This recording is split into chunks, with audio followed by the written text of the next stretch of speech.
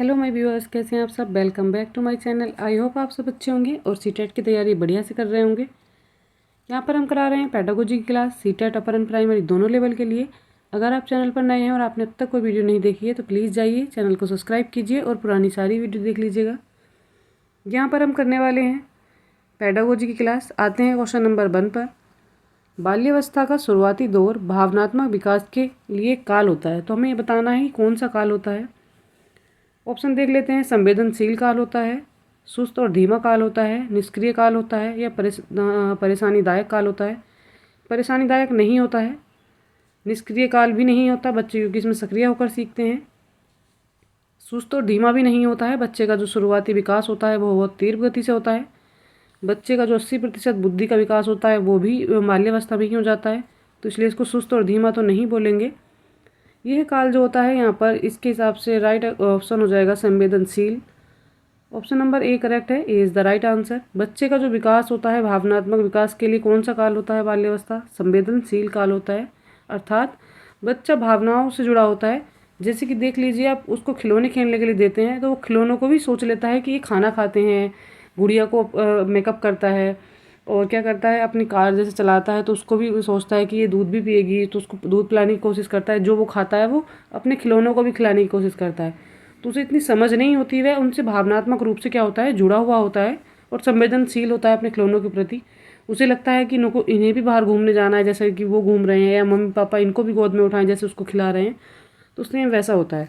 चलिए आते हैं क्वेश्चन नंबर 2 पर। क्वेश्चन नंबर 2 में देख लेते हैं। विकास के संदर्भ में निम्न में से कौन सा कथन सही नहीं है? तो यहाँ पर कौन सा कथन सही नहीं है, इसकी हमें बात करनी है। बच्चे अलग अलग दर गति पर विकसित होते हैं, उनका विकास अलग अलग दर और गति पर होता है, तो ये कथन तो यहाँ पर सही है, तो हमें देखना है नहीं वाला। चलिए आगे आते हैं। विकास क्रमिक रूप से होता है, तो विकास बिल्कुल क्रम में होता है। पहले बच्चे के सर का विकास होता है, फिर अपने हाथ का विकास होता है उसके, फिर वो अपने पैरों को चलाना सीखता है, फिर पूरा बॉडी को एक साथ मूव करना सीखता है, तो विकास जो है क्रम में ही होता है।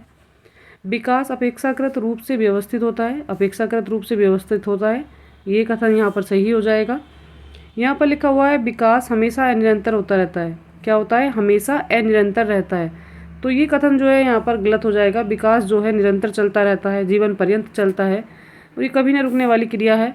ये बच्चे के जन्म से उसकी मृत्यु तक चलती है, तो यहाँ पर जो ऑप्शन नंबर डी है, यहाँ पर नेगेटिव पॉइंट देखना था, नहीं है, और विकास अनिरंतर कह रहे हैं, ये भी नेगेटिव है, तो ऑप्शन नंबर डी जो है ये करेक्ट हो जाएगा। D is the right answer.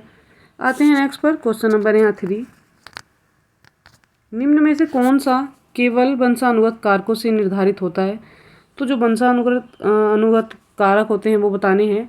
आँखों का रंग होता है, आँखों का रंग वंशानुक्रम के अनुगति होता है, तो ये तो सही हो जाएगा। समझ का स्तर वंशानुक्रम पर निर्भर नहीं करता। रुचि, ये भी बच्चे की स्वयं की होती है, तो ये भी नहीं करती है, तो इसलिए दोनों ऑप्शन गलत हो जाएंगे। देख लेते हैं डी में क्या दिया है। डी में दिया है यहाँ पर भावनात्मक परिपक्वता, तो ये भी नहीं होगा। चलिए देख लेते हैं। राइट आंसर हमारा है इसमें option number A. A is the right answer.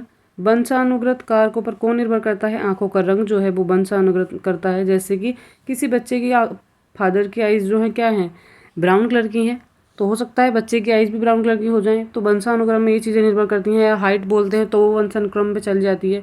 किसी के फादर लंबे हैं तो बच्चा भी लंबा हो जाएगा, फादर की हाइट कम है तो बच्चे की हाइट कम हो जाएगी। या जैसे कलर को बोल सकते हैं, बच्चे के माता गोरी है और उसके बच्चे कैसे होंगे, तो संतानें भी कैसी होंगी, गोरी ही होंगी।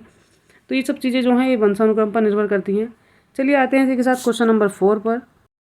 4 में दिया हुआ है जीन पियाजे के संज्ञानात्मक विकास के सिद्धांत के अनुसार बच्चे किस चरण में सक्रियाओं को जो संक्रियाएं होती हैं उनको क्या करता है, एक दिशीय और तार्किक क्रम में सोचना शुरू कर देता है। एक दिशीय की बात हो रही है और तार्किक क्रम की बात हो रही है, तो क्रम की बात आप संवेदी गामक अवस्था में नहीं करेंगे, क्योंकि ये अवस्था क्या होती है, ये होती है 0 से 2 वर्ष की। तो इस अवस्था में तो बच्चा इधर उधर की समझ रखता ही नहीं है, तो सोचना तो बहुत दूर की बात हो जाती है, तो ऑप्शन नंबर ए करेक्ट नहीं है, रॉन्ग हो जाएगा। पूर्व संक्रियात्मक अवस्था ये होती है 2 से 7 वर्ष, तो इसमें बच्चा खेलने लगता है, अपने आसपास के माहौल को जानने लगता है, मगर वह नियमों को क्या करता है, तार्किक क्रम में नहीं रख सकता है, उसके लिए वह छोटा होता है, तो ये गलत हो जाएगा यहाँ पर। फिर आता है मूर्त संक्रियात्मक अवस्था, ये होती है 7 से 11 वर्ष, और उसके बाद आती है औपचारिक संक्रियात्मक अवस्था, तो ये आती है हमारी यहाँ पर 11 वर्ष से कितनी आ जाती है, 13 वर्ष, या किशोर अवस्था भी आप इसको बोल सकते हैं। तो यहाँ हम बात करेंगे राइट आंसर की। तो राइट आंसर हमारा हो जाएगा ऑप्शन नंबर सी। मूर्त संक्रियात्मक अवस्था एक ऐसी अवस्था होती है, बच्चा क्या करता है, प्रत्यक्ष चीज़ों को देखकर उनके बारे में अपनी समझ बनाने लगता है और क्या करने लगता है, किसी भी चरण और संक्रियाओं को एक दिशा और तार्किक क्रम में क्या करने लगता है, सोचना शुरू कर देता है। बच्चा किसी चीज़ों के बारे में अपनी समझ रखने लगता है, उनके बारे में सोच सकता है। तो यहाँ पर जो ऑप्शन नंबर सी है वो करेक्ट हो जाएगा। आते हैं नेक्स्ट पर, क्वेश्चन नंबर यहाँ 5। जीन पियाजे के सिद्धांत के अनुसार अपने वातावरण से अनुकूलन की प्रक्रिया में क्या शामिल होता है। तो बात हो रही है यहाँ पर जीन पियाजे की और बात हो रही है वातावरण से अनुकूलन की प्रक्रिया की।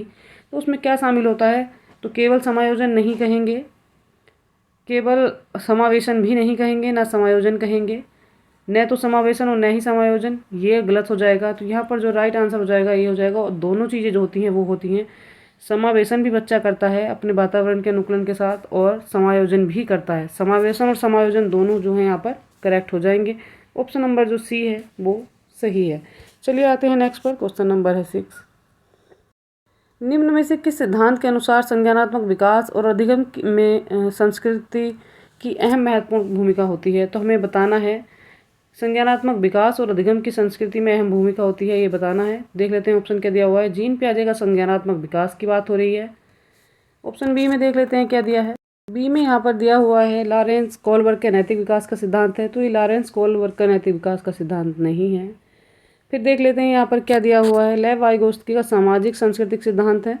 तो ये लेव वाइगोत्स्की का सामाजिक सांस्कृतिक सिद्धांत ही है। यहाँ पर लेव वाइगोत्स्की जी नहीं ये बात की है। तो ऑप्शन नंबर सी जो है करेक्ट हो जाएगा। डी में देख लेते हैं एरिक एरिक्सन मनोवैज्ञानिक सामाजिक सिद्धांत की बात है, नहीं, ये ऑप्शन नंबर डी नहीं है। ऑप्शन नंबर सी जो है यहाँ पर सुटेबल आंसर है। सी इज़ द राइट आंसर। यहाँ पर जो बात की है किसने की है, संज्ञानात्मक विकास और अधिगम में संस्कृति की अहम भूमिका किसने कही है, ये कही है लेव वाइगोत्स्की के सामाजिक सांस्कृतिक सिद्धांत में। चलिए आते हैं नेक्स्ट पर, क्वेश्चन नंबर देख लेते हैं 7 में दिया हुआ है लेव वाइगोत्स्की के संज्ञानात्मक विकास प्रक्रिया में किसकी अहम भूमिका मानी है। तो अभी क्वेश्चन ऊपर जो आया था 6 उसमें भी सेम बात पूछी जा रही थी। यहाँ पर है सामाजिक संपर्कता, कंठस्थ स्मरण। कंठस्थ स्मरण तो सिरे से आप निकाल देंगे, विलंबित नकल को भी कट कर देंगे, ये भी रॉन्ग हो जाएगा। जैविक परिपक्वता भी यहाँ पर रॉन्ग हो जाएगा।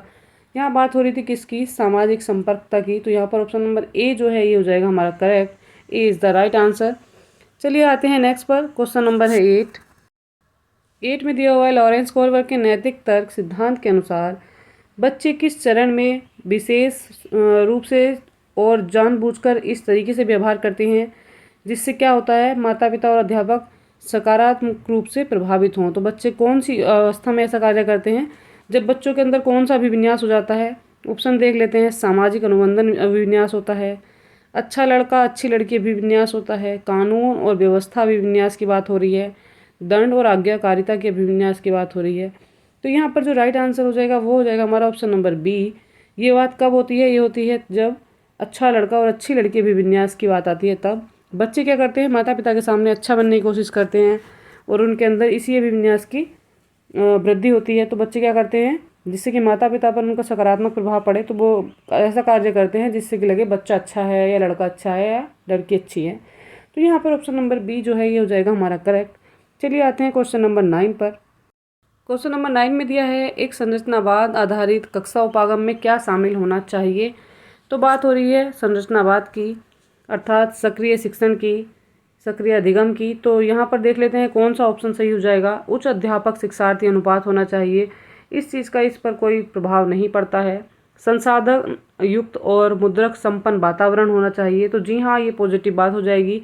संसाधन अधिक होंगे कक्षा में और क्या होगा, मुद्रक संपन्न वातावरण होगा, तो बच्चे क्या करेंगे, एक अच्छी शिक्षा ग्रहण कर पाएंगे, प्रगतिशील शिक्षण होगा।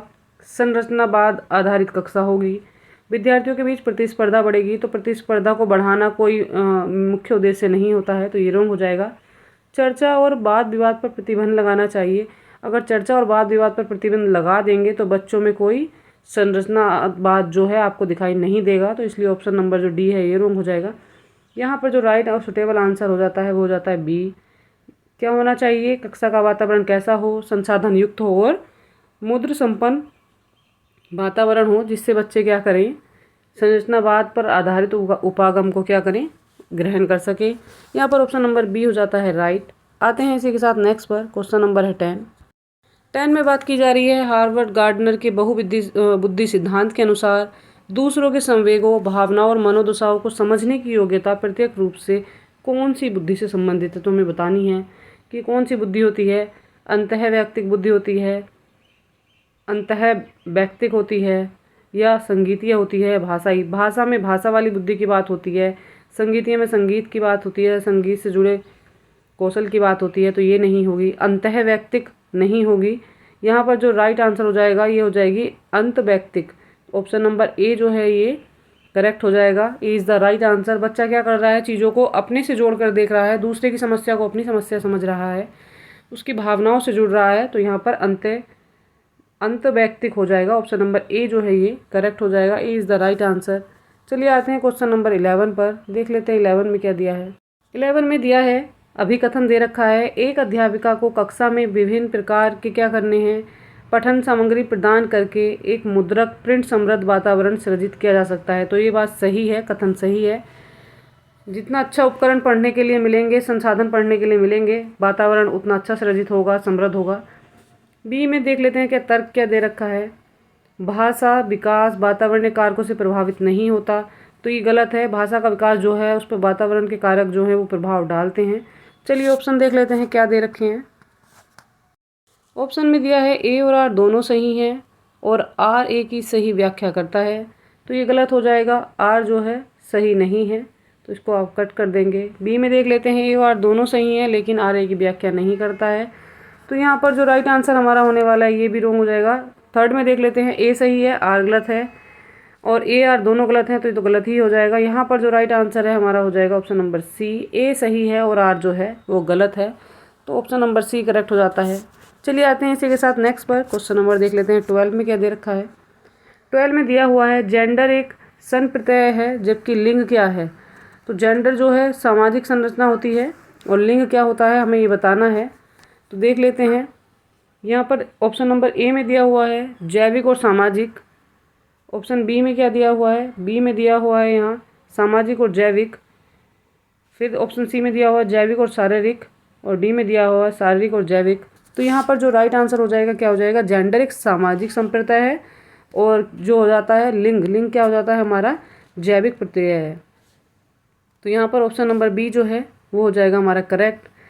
चलिए आते हैं इसी के साथ नेक्स्ट पर। क्वेश्चन नंबर है यहाँ पर 13 में दिया है एक सांस्कृतिक विविधता वाले स्कूल में चौथी कक्षा के विद्यार्थी राज्य दिवस पर क्या कर रहे हैं, बिहू नृत्य प्रस्तुत करने की तैयारी कर रहे हैं। उन्हें बिहू का नृत्य करना है। क्या यह क्षेत्रीय पक्षपात की घटना में मददगार होगा? क्यों क्षेत्रीय पक्षपात की घटना में यह मददगार होने वाला है? हाँ, दूसरे जातीय क्षेत्रीय समूह के लोगों से और संबंध और सहयोग से जुड़ा हुआ है ये। ऑप्शन देख लेते हैं, सेकंड पॉइंट में क्या दे रखा है। सेकंड में दिया है हाँ, अंतःवैयक्तिक समझ और दृष्टिकोण की समझ बढ़ने से है। और थर्ड में दिया है नहीं, यह विद्यार्थियों के दिमाग में भेद इंगित करेगा, तो ये गलत हो जाएगा। फोर्थ में दे रखा है नहीं, यह अपने और दूसरे समूह के प्रति पात्रता को बढ़ावा देगा, तो ये भी गलत हो जाएगा। तो यहाँ पर जो राइट आंसर होने वाला है क्या हो जाएगा हमारा, ऑप्शन नंबर कौन सा करेक्ट हो जाएगा, ऑप्शन नंबर हो जाएगा यहाँ पर सी करेक्ट। तो इसमें जो सही है वो हो जाएगा हमारा केवल 1 और 2। ऑप्शन नंबर सी सही है, सी इज़ द राइट आंसर। चलिए आते हैं नेक्स्ट पर। क्वेश्चन नंबर है 14 में देख लेते हैं क्या दिया है। 14 में दे रखा है अधिगम का सामाजिक संरचनात्मक उपागम निम्न में से किस आधार, हमें ये बताना है किस आधार पर होता है, ये किस आधार को बढ़ावा देता है, तो ये हमें बताना है। देख लेते हैं ऑप्शन क्या दे रखे हैं। मुख्यतः प्रत्यास्मरण आधारित परीक्षणों द्वारा, सहयोगात्मक प्रोजेक्ट कार्यों के द्वारा होता है, या एक शब्द के जवाब वाले सवालों द्वारा होता है, या मानकीकृत परीक्षण द्वारा होता है। तो मानकीकृत परीक्षण द्वारा नहीं होता, एक शब्द के जवाब से वाले सवालों से भी नहीं होता। मुख्यतः प्रत्यास्मरण मतलब दोहराने की बात हो रही है, तो ये रॉन्ग हो जाएगा। यहाँ पर बात होती है ऑप्शन करेक्ट की, तो ऑप्शन नंबर बी जो है ये करेक्ट हो जाएगा। सहयोगात्मक प्रोजेक्ट कार्य अगर बच्चों को दिए जाएंगे तो उससे क्या होगा, अधिगम की सामाजिक संरचनावाद उपागम को क्या मिलेगा, यहाँ पर मिलेगा बढ़ावा मिलेगा। ठीक है, तो क्या हो जाएगा, तो यहाँ पर जो राइट आंसर हो जाएगा हमारा वो हो जाएगा ऑप्शन नंबर बी करेक्ट हो जाएगा। B is the right answer. बढ़ावा मिलने के लिए क्या करना पड़ेगा, बच्चे एक साथ काम करेंगे, एक समूह में काम करेंगे, तो सहयोग की भावना उनमें उत्पन्न होगी, तो जिससे क्या होगा सामाजिक वाले जो उपागम है उन बच्चों के वो क्या हो जाएंगे, विकसित हो जाएंगे और क्या होगा, सामाजिक अधिगम को क्या मिलेगा, बढ़ावा मिलेगा यहाँ से। तो B is the right answer हो जाएगा। चलिए इसी के साथ आज की क्लास कंप्लीट हो जाती है। अगर आप चैनल पर नए हैं और आपने अब तक कोई वीडियो नहीं देखी है तो प्लीज़ जाइए चैनल को सब्सक्राइब कीजिए और प्लेलिस्ट में जाकर पुरानी सारी वीडियो देख लीजिएगा। आपके सब्सक्रिप्शन से मिलता है हमें मोटिवेशन, तो प्लीज़ मोटिवेट करिएगा और अच्छी तैयारी के लिए, सीटेट की बढ़िया तैयारी के लिए हमारे साथ बने रहिएगा। यहाँ मैं कराती हूँ ईवीएस, हिंदी, इंग्लिश और math, CTET upper and primary दोनों लेवल के लिए, साथ में पेडागोजी की क्लास भी। तो बने रहिएगा और अच्छी तैयारी करते रहिएगा।